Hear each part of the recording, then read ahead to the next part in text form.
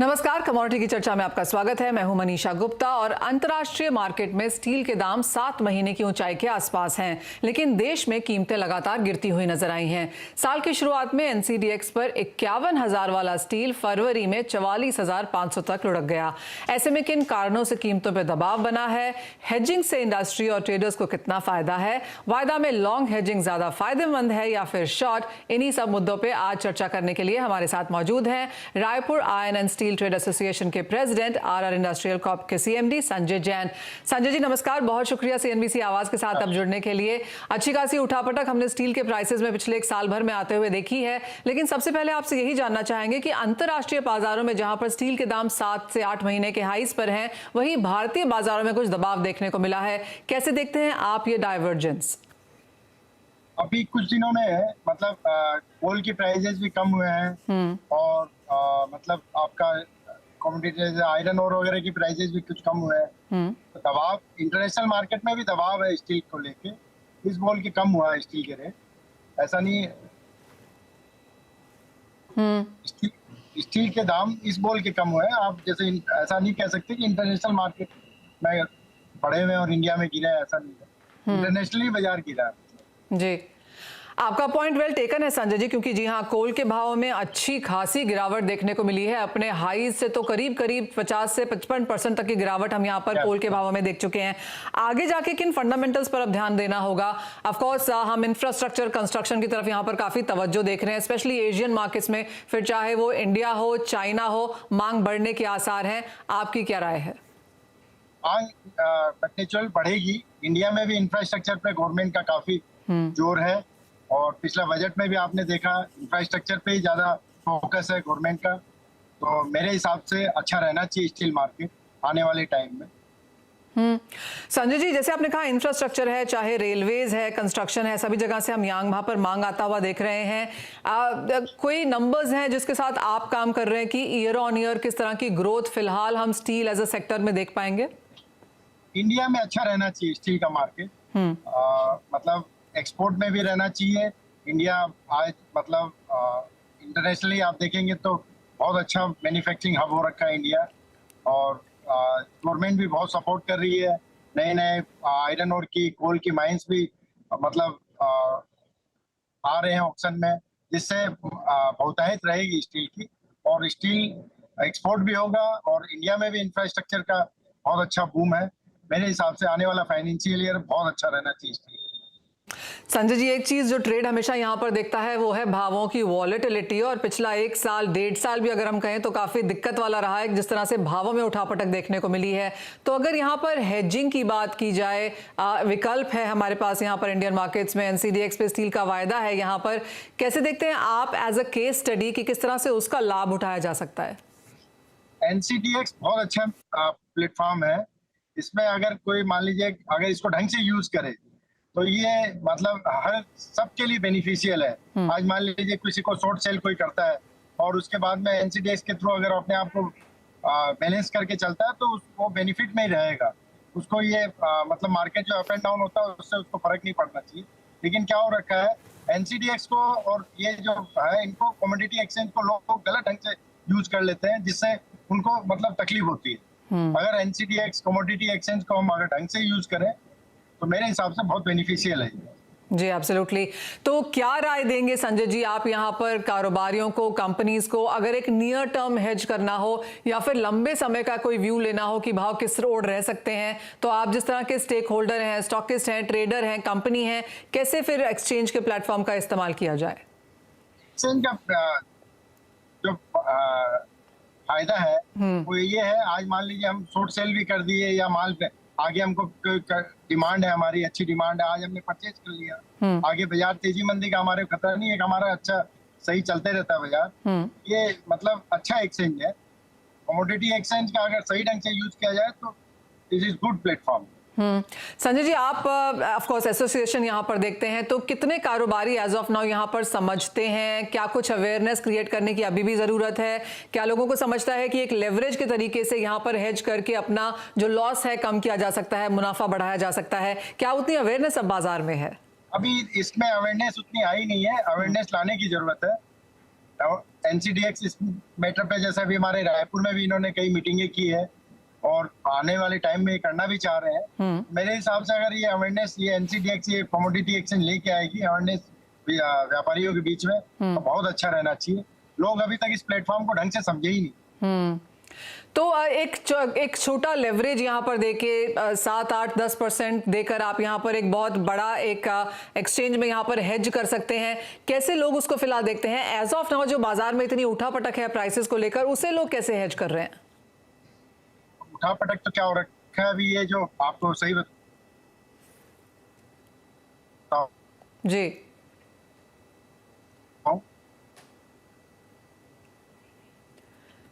संजय जी से यहाँ पर संपर्क फिर से जोड़ने की कोशिश करते हैं, लेकिन जैसे संजय जी कह रहे हैं कि शॉर्ट टर्म लॉन्ग टर्म आप यहाँ पर अच्छी खासी हेजिंग स्ट्रैटेजीज बना के चल सकते हैं।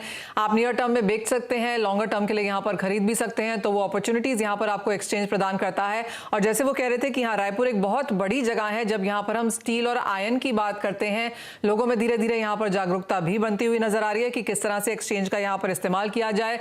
सीख रहे हैं लोग, क्योंकि पिछले 1.5-2 सालों में इतनी ज्यादा उठापटक यहाँ पर देखने को मिली है, चाहे वो स्टील हो या फिर जो सारे ही इनपुट्स हैं जो स्टील में जाते हैं, फिर चाहे वो आयरन ओर है, निकल है, कोल है, ये तीनों चीजें भी आपको साथ में स्टील के देखनी पड़ती हैं। जिस तरह की बढ़त अब यहाँ पर स्टील प्रोडक्शन में भारतीय बाजारों में देखने को मिली है, तो काफी सारे फंडामेंटल्स हैं, फैक्टर्स हैं, जिनको फिलहाल यहाँ पर मद्देनजर रख के काम करने की जरूरत है।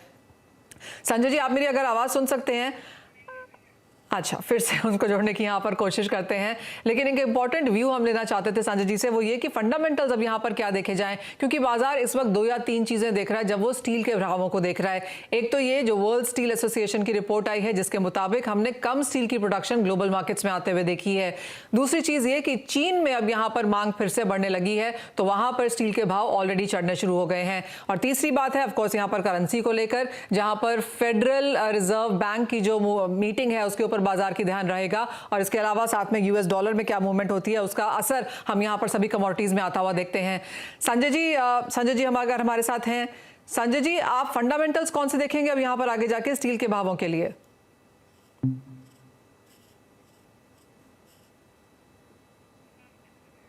ओके, और कुछ नेटवर्क प्रॉब्लम्स यहाँ पर नजर आती हैं, लेकिन क्लियरली वो संजय जी की तरफ से बहुत क्लियर एक इंडिकेशन कि फायदा जरूर उठाना चाहिए एक्सचेंज के प्लेटफॉर्म का। उठापटक यहाँ पर जारी रह सकती है, फंडामेंटल्स को जरूर वॉच करें और इंश्योर करें कि आप ये जो मूवमेंट है कमोडिटी, इंडस्ट्रियल कमोडिटी की, उसको यहाँ पर जरूर हेज करें। संजय जी, आप क्या फंडामेंटल्स वॉच करेंगे यहाँ पर फिलहाल? आपको क्या लगता है स्टील के भाव देखने हो तो क्या कुछ चीजों के ऊपर नजर रखनी चाहिए? स्टील के मार्केट क्या अभी मतलब इंटरनेशनल पे मार्केट के ऊपर तो डिपेंडेंट हो ही रखा है। आज इंटरनेशनल मार्केट के हिसाब से बाजार चल रहा है। वहाँ थोड़ी सी भी तेजी मंदी आती है, इंडिया में भी तुरंत उसका मतलब फर्क दिखने लग जाता है। तो अब स्टील मार्केट अब कोई इंडियन मतलब मतलब आपका अंतर्राष्ट्रीय मार्केट के जैसे नहीं रहा, अब तो मतलब इंटरनेशनली हो गया है तरह से देखा जाए। और आज फ्लैट प्रोडक्ट के अंदर में थोड़ा सा भी उधर ऊपर में तेजी मंदी आती है तो इंडिया में भी तुरंत फर्क दिखने लग जाता है उसका। जी हाँ, तो अंतर्राष्ट्रीय बाजारों को तो मद्देनजर रखना ही होगा, लेकिन इसके साथ साथ संजय जी चीन देखेंगे, इन्वेंट्रीज देखेंगे, वर्ल्ड स्टील एसोसिएशन की रिपोर्ट देखेंगे, किस पर बाजार को नजर रखनी चाहिए? यार तो इंटरनेशनली चल रहा है अभी तो देखा जाए तो, और इंडिया में वैसे इंडिया में स्टील की कोई कमी नहीं है। इंडिया में अपने आप में स्टील है, काफी स्टील है, स्टील सरप्लस स्टील है एक तरह से देखा जाए तो जी। अगर फुल प्रोडक्शन आएगा तो इंडिया में भी बाजार ऐसा ही रहना चाहिए। मेरे हिसाब से कोई बहुत ज्यादा तेजी मंदी वाला बाजार नहीं नजर आता है। डिमांड अच्छी है तो कोई बाजार गिरने वाला बाजार भी नहीं है। ठीक है, पॉइंट टेकन। संजय जी बहुत शुक्रिया साथ जुड़ने के लिए। तो क्लियरली भारत में फिलहाल पर्याप्त स्टॉक है और इसीलिए हम देख रहे हैं कि डिस्काउंट में थोड़ा सा अंतर्राष्ट्रीय बाजारों के मुकाबले यहाँ पर भाव चढ़ते हुए नजर आए हैं, भाव रादर गिरते हुए नजर आए हैं। लेकिन जैसे संजय जी कह रहे थे कि एक्सचेंज प्लेटफॉर्म है उसका इस्तेमाल जरूर करें और अंतर्राष्ट्रीय बाजारों पर नजर रखने की जरूरत है कि वहां पर किस तरह के क्यूज आते हैं। इसी के साथ रुकेंगे एक ब्रेक के लिए। कमोडिटी की चर्चा में आज इतना ही, लेकिन जब लौटेंगे तो किस तरह की स्ट्रैटेजीज आपको अपनानी चाहिए इन कमोडिटीज में बताएंगे आपको। जुड़े हैं कुंवरजी ग्रुप के रवि देओरा और एमिरेट्स एनबीडी के धर्मेश भाटिया। आप दोनों का कार्यक्रम में स्वागत है। कच्चे तेल से शुरुआत कर लेते हैं। धर्मेश, पिछले 2 दिन में करीबन 3% की बढ़त के साथ कारोबार है, 86 के लेवल्स लौटते हुए नजर आए हैं, क्या करने की राय है?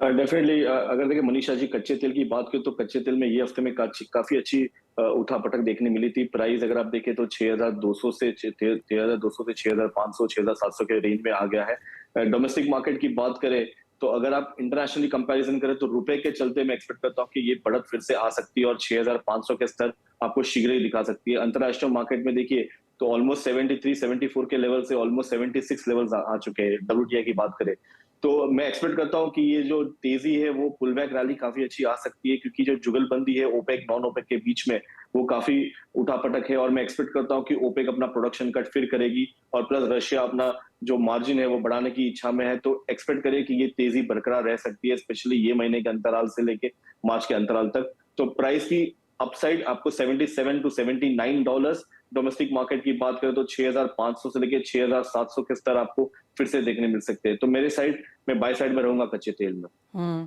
जी हाँ, 74 का लो बनाने के बाद 76 का हाई अब यहाँ पर कारोबार करता हुआ नजर आया है तो खरीदारी की राय है। रवि, खरीदारी कच्चे तेल में तो करने की एडवाइस है लेकिन गैस में क्या व्यूज हैं?